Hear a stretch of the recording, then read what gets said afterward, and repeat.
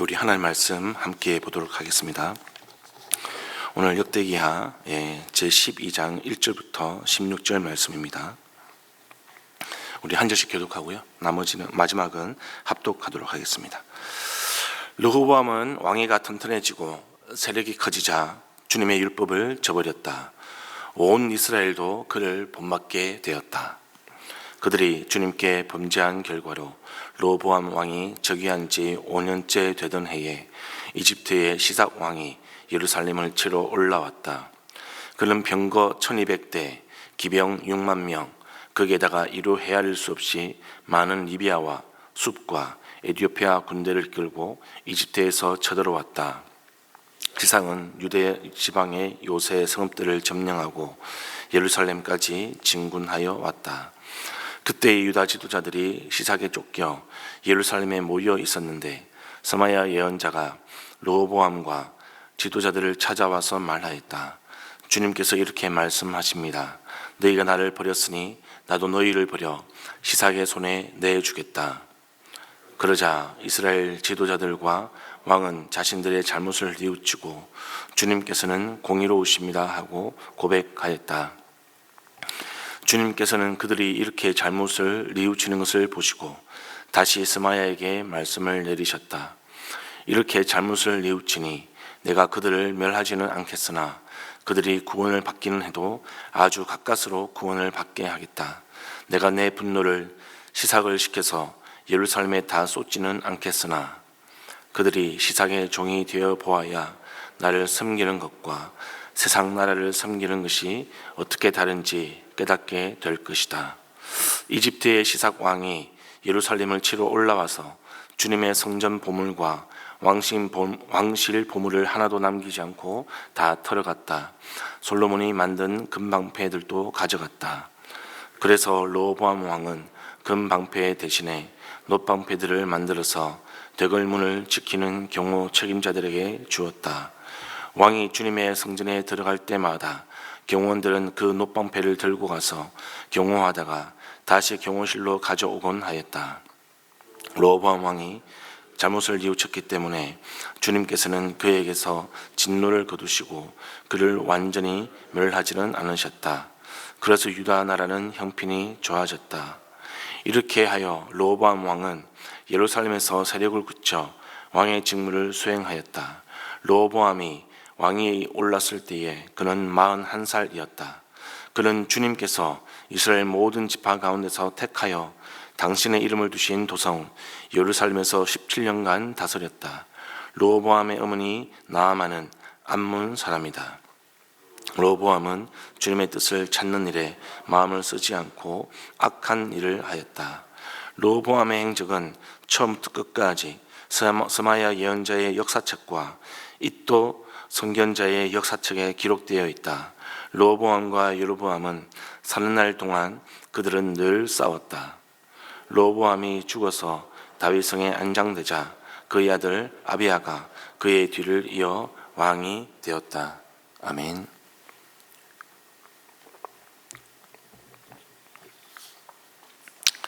예, 여러분, 이제 오늘 우리 역대하 12장을 묵상하게 되는데요. 르호보암 왕, 솔로몬의 아들이죠. 우리가 앞서도 계속 지금 르호보암 왕에 대한 이야기를 하고 있습니다. 12장 1절은 그의 왕위가 튼튼해지고 세력이 커지면서 이제 주님의 율법을 버렸다라고 기록을 하고 있습니다. 여러분, 주님의 율법을 버렸다, 이것은 단순하게 말씀을 읽지 않았다 혹은 율법에 불순종했다 그런 뜻이 아니라 그냥 하나님을 버렸다는 겁니다.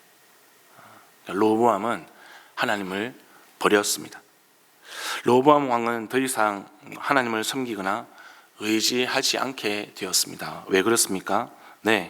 본인이 잘나서 왕위가 튼튼해지고 세력이 커졌다고 생각했기 때문입니다. 여러분, 우리가 이 르호보암의 모습을 보면서 그의 교만과 변질을 보면서 우리는 우리 자신의 모습을 돌아볼 수 있어야 합니다. 성경이 왜 이렇게 악한 왕들에 대해서 자세하게 기록을 하는 걸까? 반면 교사 삼으라는 거죠. 우리 안에 르호보암 왕 같은 모습이 있다면 버리라는 것입니다. 우리도 하나님의 도우심으로 우리 가정 가운데 물질이 풍요해지고 또 직장 가운데 우리가 성전을 하고 내가 계획하는 일, 그런 일들마다 술술 잘 풀릴 때가 있을 것입니다. 그러다가 어느 순간부터 그것이 하나님 덕분이라는 사실을 잊어버리고 그냥 우리 자신이 잘나서 내가 능력이 많아서 이룬 것이라고 생각할 때가 있다는 겁니다. 이럴 때에 사단에게 우리의 마음을 빼앗기지 않도록 우리가 경각심을 가지는 것, 그것이 또한 우리 신앙의 성숙일 것입니다. 사단은 항상 우리 주변에서 우는 사자처럼 삼킬 자를 찾고 있습니다. 그래서 항상 섰다 하면 넘어질까 조심하라고 우리 성경은 우리에게 경계하고 있는 것이죠. 조심한다는 것이 어떤 것일까요? 다름이 아니라 그냥 내가 가진 것, 내가 이룬 모든 것이 내가 잘나서가 아니라 전적으로 하나님의 은혜라는 것을 항상 고백하는 겁니다. 그것이 주님께서 우리에게 청지기로 세우신 이유이고 목적인 것이죠. 근데 이것이 저절로 이루어지는 것은 아닙니다. 그래서 우리가 늘 영적인 훈련을 받고 그 영적 훈련 가운데 우리를 두는 것, 나 자신을 믿지 못하기 때문에 공동체를 통해서 우리가 하나님을 항상 은혜의 하나님으로 고백하는 것, 그런 훈련이, 습관이 중요한 것입니다. 여러분 1절 하반부 내용은 우리에게 더 큰 경각심을 불러일으킵니다. 역대기 저자는 온 이스라엘이 그를 르호보암을 본받았다라고 기록을 하고 있습니다. 지도자의 영향력이 그만큼 중요한 것이죠. 여러분 우리는 다 영적으로 연결되어 있습니다. 주님이 교회의 머리시고 우리는 그분의 몸을 이루는 교회입니다. 고린도전서 12장은 이렇게 기록을 하고 있습니다. 몸은 하나이지만 많은 지체가 있고 몸의 지체는 많지만 그들이 모두 한 몸이듯이 그리스도도 그러하십니다. 우리가 유대 사람이든지 그리스 사람이든지 종이든지 자유인이든지 모두 한 성령으로 세례를 받아서 한 몸이 되었고 또 모두 한 성령을 마시게 되었습니다. 몸은 하나의 지체로 되어 있는 것이 아니라 여러 지체로 되어 있습니다. 그래서 몸에 분열이 생기지 않게 하시고 지체들이 서로 걱정하게 하셨습니다. 한 지체가 고통을 당하면 모든 지체가 함께 고통을 당합니다. 한 지체가 영광을 받으면 모든 지체가 함께 기뻐합니다. 여러분은 그리스도의 몸이요 따로따로는 지체들입니다. 사랑하는 성도 여러분, 우리의 신앙은 개인적인 것이 아닙니다. 우리가 죄를 범할 때 그것은 개인의 죄에서 그치지 않습니다. 우리 공동체의 죄로 주님은 바라보시는 것이죠. 신앙 공동체의 리더가 하나님을 버리면 그 공동체 전체가 흔들린다는 것을 오늘 본문은 잘 보여주고 있습니다. 오늘 말씀 가운데 우리가 교훈을 얻어서 우리 공동체 모든 지도자들을 위해서, 리더들을 위해서 항상 기도해 주시기를 부탁드리겠습니다. 담임 목사님을 비롯해서 모든 교육자들, 그리고 교회 직분자들, 장로, 권사, 집사, 목자, 초원지기 교사, 목자들, 이분들이 항상 겸손하고요, 자신의 힘을 의지하지 않고 오직 하나님만을 의지하는 사람들이 되도록 우리 공동체를 위한 기도가 필요하다는 것입니다. 영적인 지도자들이 바로 서는 것이 그들만의 유익이 아니라요, 동시에 우리 자신을 위한 기도이기도 한 것입니다. 왜냐하면 우리는 주 안에서 함께 주님의 몸을 이루는 지체들이기 때문에 그렇습니다. 그래서 여러분, 리더가 넘어지면 저와 여러분도 그 영향을 고스란히 받는 것입니다. 특별히 여러분, 우리 공동체가 이번 연말에 장로와 권사 피택 과정을 진행하게 됩니다. 그 대상은 현재 우리 공동체에서 목자로 섬기시는 분들 중에서 투표하게 될 것입니다. 네, 어떤 분이 장로가 되고 어떤 분이 권사가 되는 것은 전적으로 하나님께서 결정하실 일입니다. 하나님께서 반드시 택하여 세우실 것입니다. 그러면 우리는 무엇을 해야 하는 것인가? 우리는 그 과정 가운데 모든 대상자 한 분 한 분이 전적으로 하나님 말씀을 따르고 하나님께 순종하는 오직 주의 종들이 될 수 있도록 기도하는 것이 중요한 것입니다. 여러분 2절부터 12절 말씀을 보시면 르호보암 왕과 백성들이 지은 제의 결과가 이제 나타나고 있습니다. 이집트 시사왕이 군대를 이끌고 예루살렘을 치러 왔습니다. 그는 유대 지방 성읍들을 점령하고요, 예루살렘까지 진군했습니다. 그때 예언자 한 사람이 등장합니다. 스마야입니다.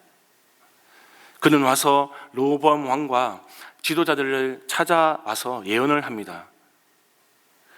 너희가 나를 버렸으니 나도 너희를 버려 시삭의 손에 넘겨주겠다.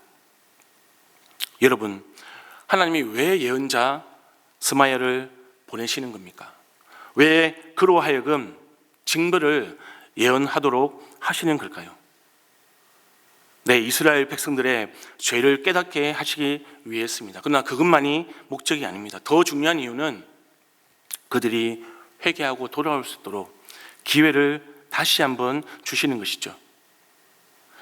다행히 이 르호보암과 지도자들은 자신들의 죄를, 잘못을 뉘우치는 반응을 지금 보이고 있습니다. 그리고 하나님은 그들에게 징벌의 수위를 낮춰주십니다. 진노를 거두시고요, 그들을 멸망시키려던 그런 계획도 취소하고 구원의 길을 내어주십니다. 여러분, 신기한 것은, 흥미로운 것은 이집트가 주님의 성전의 보물과 왕실 보물을 하나도 남기지 않고 가져가도록 내버려 두셨다는 겁니다. 솔로몬이 만든 금 방패도 이집트에서 가져가 버렸습니다. 우리의 경우로 치면 이 예배당에 들어와서 우리 예배당에서 가장 돈 가치가 있는 것, 이 LED를 뜯어간다든지, 피아노 악기, 방송실의 그런 저는 장비들을 그냥 다 가져가 버리는 거죠. 여러분, 이런 것들이 무엇을 의미합니까? 네, 물질의 풍요로움을 자랑하던 마음, 금은보화를 의지하던 마음이 잘못되었다는 것을 경고하시는 겁니다. 금은보화가 이집트로부터 그들을 구원할 수 없다는 것을 보여주시는 거죠. 오직 하나님만이 그들의 보호자가 되시고 인도자 되신다는 것을 이 사건을 통해서 보여주시는 겁니다. 또한 여러분, 성전의 화려한 기물보다 더 중요한 것은 예배자라는 겁니다. 그 예배자의 마음, 그 예배자의 신앙이 그 성전 안에 기물보다도 훨씬 중요하다는 것을 보여주고 있습니다. 여러분, 성전의 그리고 예배의 본질이 무엇입니까? 공간이 아니죠. 그 공간을 채우는 기물이 아닌 것입니다. 금은보화가 아닌 것입니다. 하나님과 우리와의 관계입니다. 그것이 성전과 예배의 본질입니다. 저와 여러분이 우리의 마음, 우리의 믿음, 우리의 신앙, 우리의 삶을 온전하게 드리는 참된 예배자가 되기를, 참된 백성이 되기를 간절히 소망합니다. 여러분, 13절부터 16절까지 보시면 이제 르호보암 왕의 통치 전반에 대한 평가가 기록이 되어 있습니다. 그는 41살에 왕이 되었습니다. 그리고 17년 동안 남유다를 다스렸습니다.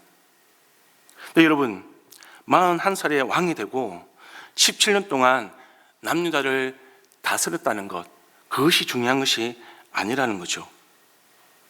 성경은 분명하게 기록을 하고 있습니다. 그는 하나님께서 택하신 왕이었습니다. 사람들이 자기 마음대로 세운 왕이 아니라 분명하게 하나님께서 택하신 왕이었습니다. 그런데 여러분, 그는 주님의 뜻을 찾는 일에 마음을 쓰지 않고 악한 일을 하였다라고 기록을 하고 있습니다. 성도 여러분, 우리에 대해서 하나님은 어떤 평가를 내리실까? 저는 이 본문을 보면서 참 무거운 마음으로 제 자신을 돌아보게 됩니다. 만약에 성경에 나에 대한 기록이 쓰여진다면 어떻게 기록이 될까? 성도 여러분, 하나님이 택하셨다고 해서 그것이 우리의 신앙을 보장하는 것이 아닙니다. 여러분, 가룟 유다 잘 아시지 않습니까? 예수님이 택하셨습니다. 그도 예수님의 제자가 되었습니다.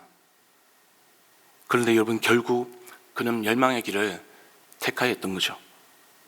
예수의 제자였지만, 예수님이 택하셨지만 그는 스스로 그 제자의 길을, 예수님이 택하신 그 택하심을 버렸습니다. 우리 신앙의 핵심은 여러분, 우리가 주님을 찾느냐 찾지 않느냐, 주의 뜻을 행하느냐 행하지 않느냐, 어떤 상황에서도 주님과 동행하느냐 동행하지 않느냐, 그것에 달려 있습니다. 사랑하는 성도 여러분, 오늘도 우리는 하루를 살아갈 때 오늘 하루가 그냥 나의 시간, 내가 마음껏 누려도 되는 그런 날이 아니라 저와 여러분이 주님의 뜻을 찾는 일에 우리의 온 마음을 쓰는 하루가 되기를 우리 주님의 이름으로 축원드립니다. 이 시간 우리 말씀을 기억하면서 함께 기도하시겠습니다. 하나님, 르호보암 왕을 보면서 우리 자신을 돌아보게 됩니다. 하나님이 택하였다고 해서 그것이 나의 신앙을 보장하는 것이 아님을 보게 됩니다. 오직 모든 상황 가운데 주님과 동행하는 자가 되게 하여 주시고, 주님의 뜻을 찾아서 그 길을 순종의 길로 갈 수 있도록 하나님 도와주시옵소서. 연말에 여러분, 우리가 장로 권사 피택 과정이 이루어질 것입니다. 사랑과 감사와 기쁨이 넘치는 그 모든 피택 과정이 되게 하시고, 이 과정을 통하여서 우리 공동체가 한 몸인 것을 깨닫게 하시고 기도에 기도를 쌓는, 그래서 하나님의 은혜가 충만하게 임하는 그런 공동체가 되도록 도와주시옵소서. 오늘 다음 세대를 위해서 기도하는 날입니다. 성도 여러분, 다음 세대를 위해서 우리가 무엇을 유산으로 계승하시겠습니까? 오직 하나님의 뜻, 우리의 신앙, 하나님과 우리와의 관계, 그 성전의 본질, 그 예배의 본질을 우리 다음 세대가 잃어버리지 않도록 기억하도록 우리가 함께 기도해 주시기를, 또한 우리가 그들에게 본이 되어서 하나님만 예배하는, 하나님만 경배하는, 하나님의 영광이 이곳 가운데, 우리 삶 가운데 가득히 넘치는 부모 세대의 신앙이 될 수 있도록 하나님 도와주시옵소서. 함께 기도해 주시기를 부탁드리겠습니다. 그리고 가지고 오신 기도 제목 가지고 계속 개인의 기도를 이어가시겠습니다. 기도합니다.